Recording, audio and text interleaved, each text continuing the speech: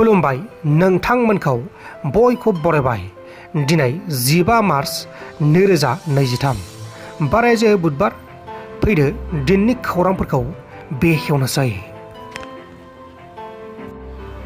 BPF हानजाया लोकसभा बिसायख'थियाव फैगौ बोसोरनि अक्ट'बर दानाव गुदुं बार बारहोगोन, उखुन्दै बिरफुंहोगोन। हेलिकप्टारजों आंहा सावरायखाबाय। हेलिकप्टारनि पाइलटजों आंहा मोजां सोमोन्दो दंखायो। बर'आ होख्रांब्लाबो उनखालिनो न' लुनानै होगोन। बिटिआरआव फैगोन सोरखारा BPFनि जागोन। बे समाव बेरेखा हानजाजों सोंखारनो थाखाय आंहा लाइसेन्स मोनाखै।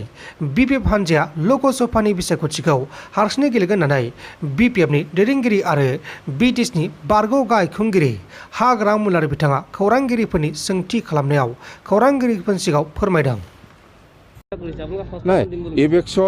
ইলেকশন তো আমি বিরোধিতা কৰিমে।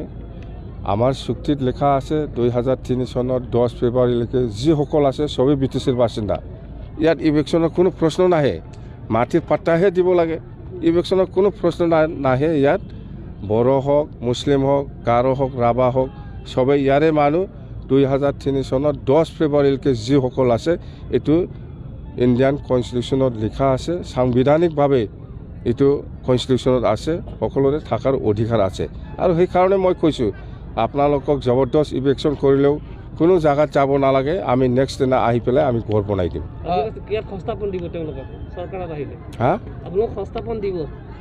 চৰকাৰ অহাটোতো বহুত সময় আছে। এতিয়া সংস্থাপন দিব নহয়, আমি ঘৰে বনাই দিম। সংস্থাপনটো কি কয় মই নাজানো। আমি মানে যদি আজি ইলেকশ্যন কৰিছে অহাকালি আহি পেলাই আমি ঘৰটো বনাই দিম। একে ঠাইতে একে জেগাতে কোনো পলাব নালাগে। গৰম বতাহ অক্টোবৰৰ পৰা হ'ব। কালি দিয়া লাইচেন্সটো ইলেকশ্যনত ঠিক 1 মাহমান আগত পাব পাৰিম। মই ইয়াত আগত নিদিব মোক। এতিয়া লাইচেন্স পাইছে মই গোটেই BTC এৰিয়াত ঘূৰি পেলাই মিটিং কৰিবৰ কাৰণে, কিন্তু গালি দিয়াৰ লাইচেন্স পোৱা নাই। BPFে অক্টোবৰত সেই মাছ কেটাৰিঙত পাৰ্টি মানে কেণ্ডিডেট ঘোষণা কৰিব। BPFে এইটোতো জানেই আপোনালোকে। एबसु आफादनि आफादगिरि दिपेन बर' बिथांनि मोनसे हानजाया बिटिआरनि गासै मोनद' हाबाफारिखौ लानानै मावफुंनो थाखाय BTSनि प्रिन्सिपाल सेक्रेटारि आरो गाहाय खुंगिरि बर' बिथांमोनजों जर'खायै सावरायदों। दिपेन बर' बिथाङा बुंनाय बायदिब्ला टेट पास जानानै थानायफोरनो थाबैनो थिसनथाइ होनांगौ। बर' रावखौ बिटिआर ओनसोलाव आबुङै अफिसियेल महरै बाहायनांगौ। थाबैनो 3थि आरो 4थि थाखोनि सोरखारि साख्रिखौ खुंफुंनांगौ। मुंख्लं नखरफोरनो थाबैनो अनसुंथाइ होनांगौ। जायफोर मुंख्लंफोरा मोनखांबाय बिथांमोननो होलायनाङा, नाथाय जायफोरा मोनाखै बिथांमोना मोननांगौ।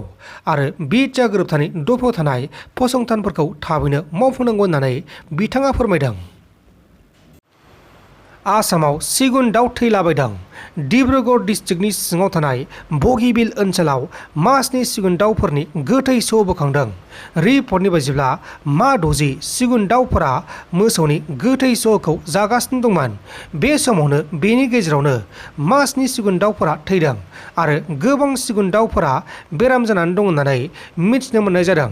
बे समाव बेराम जाना थानाय सिगुन दाउफोरखौ फाहामसालियाव फाहामथायगासिनो दङ।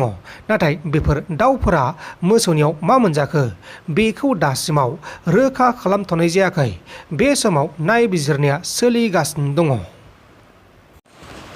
आसाम सोरखारनि थिखानाय गाइडलाइन्स एबा नेमखान्थिनि उल्था खामानि मावदों मिउनिसिपल बर्डआ। जोंनि ट्राइबेल हारिया रांखान्थि बिथिङाव जोबोद लोरबां, बेनिखायनो मिउनिसिपल बर्डनि टेक्सखौ खमायनांगौ।